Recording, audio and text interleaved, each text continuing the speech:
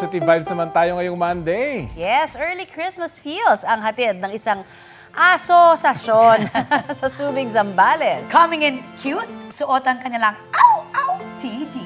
Yes, ayan na sila. Santas came early to town. September pa lamang pero ready to slay the holiday na ang asong sina Hero, Minnie, Suzy, Iya, Ayu, Jack at Mingming.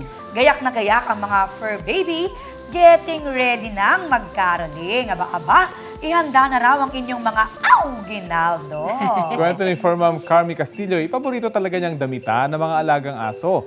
Basta dapat matchy-matchy. Ang Santa costume video nila, 3.5 million na ang views.